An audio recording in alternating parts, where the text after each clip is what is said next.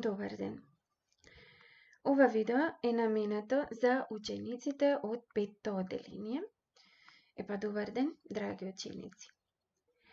Денеска ќе учиме природни науки и како што веќе ви е познато, ние сме на тема животен циклус на цветните растенија.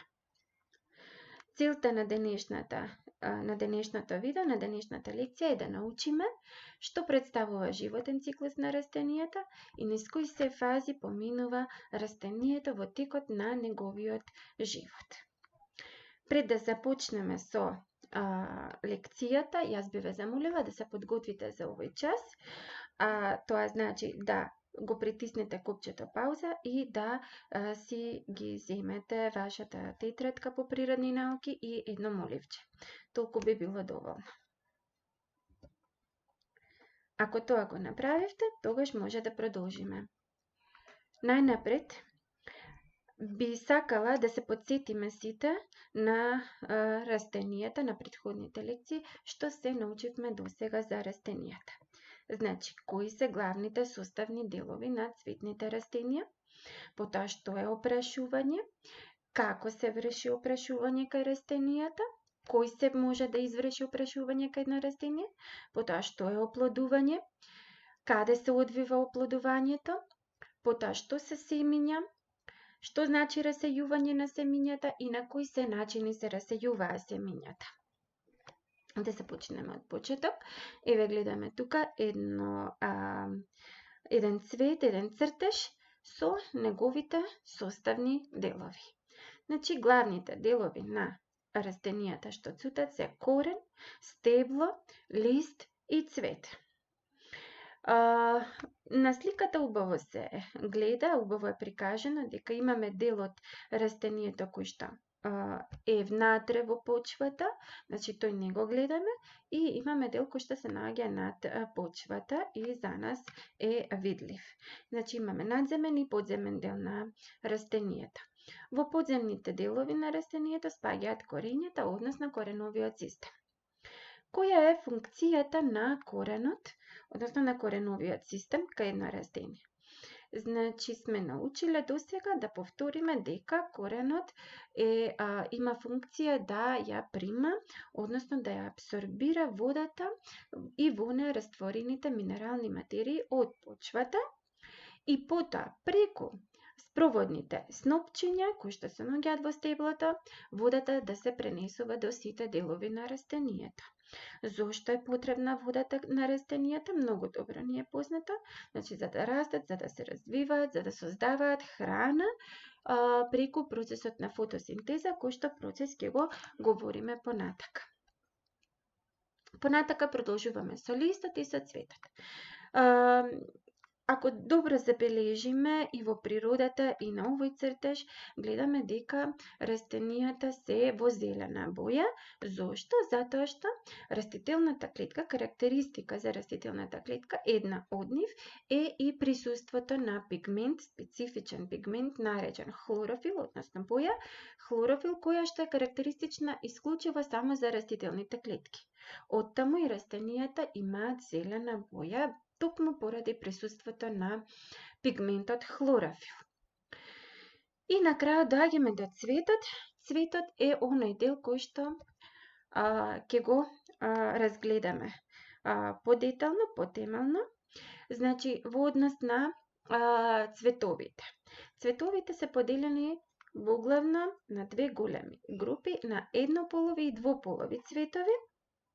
Сега, што се еднополови, што се двополови цветови, пред тоа да кажеме кои се деловите на цветот. Значи, деловите на цветот се еве тука убаво да ги видиме: цветна ложа, чашкино ливче, венечно ливче, прашници и толчник. Значи,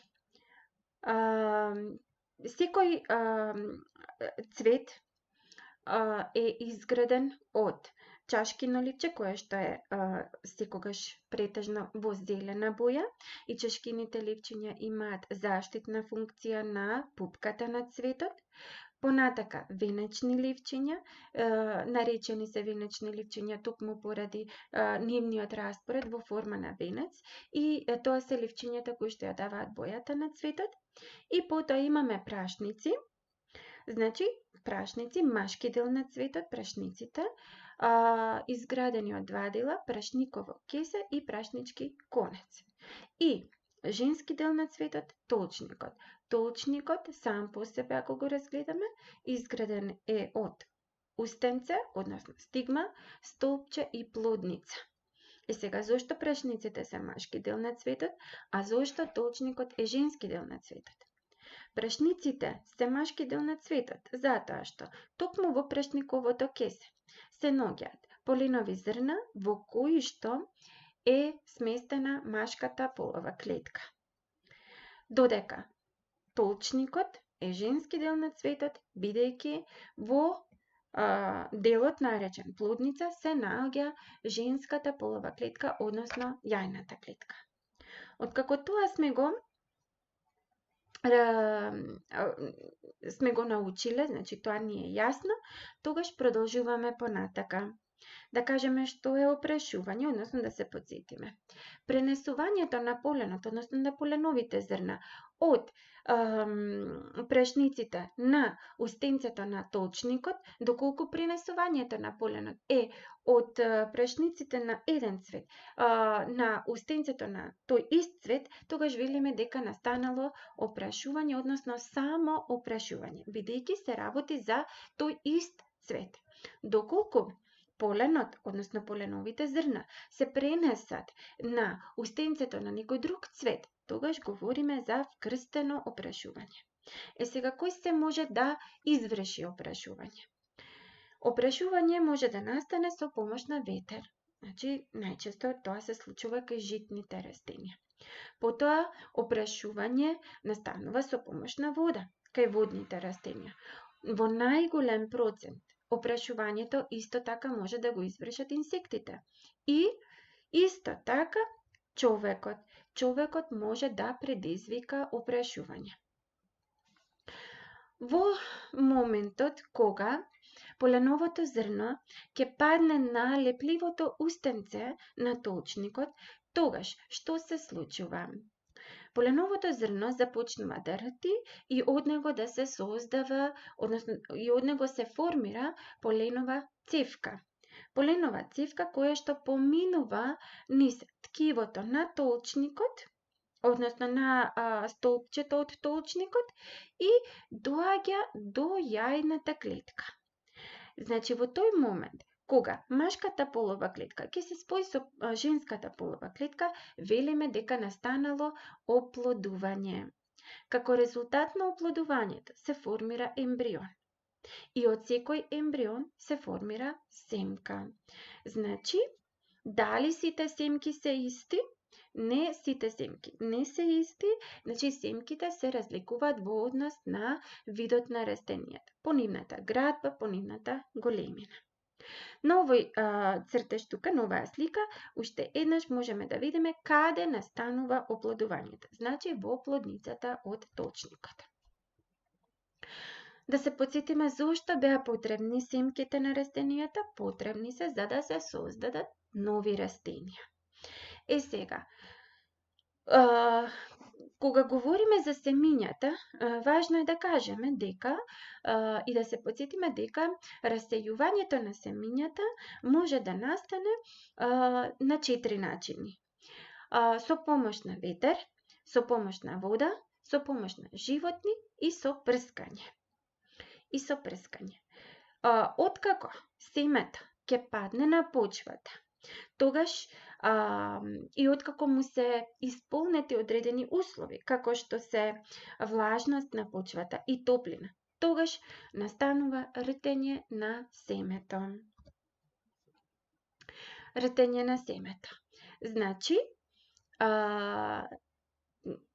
животниот циклус на растенијата можеме да кажеме дека започнува со самото никнење, односно ртење на семето.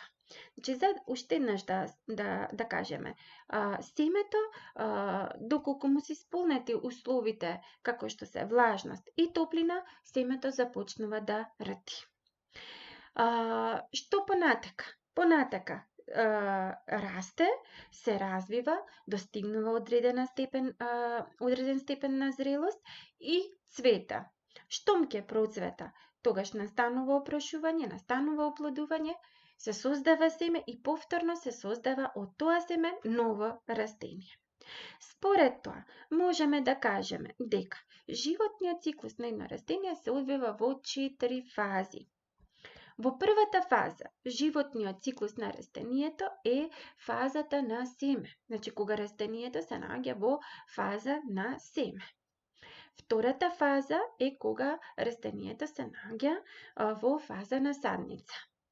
Третата фаза е кога растението се наоѓа во фаза на младо растение и четврта фаза е фазата на возрасно растение. Значи, во првата фаза, тука можеме убаво да го видиме овој циклус на растението, конкретно тука имаме приказ на граф. Значи, во првата фаза имаме фаза на семчето кога семето рти и поминува во втора фаза. Кога на растението можеме да ги забележиме коренчето и првите фиданчиња, тогаш велиме дека растението се наоѓа во фаза на садница, односно во неговата втора фаза. Во оваа фаза интензивно растението продолжува да расте и да се развива, како коренчето, така и стебленцето со првите фиданчиња и продолжува да се развива во младо растение, односно поминува во неговата трета фаза од животниот циклус. Во третата фаза од животниот циклус, значи веќе се забележуваат нови листови, се забележува цвет во пупка и веќе во оваа фаза можеме да кажеме и за каков вид на растение се работи.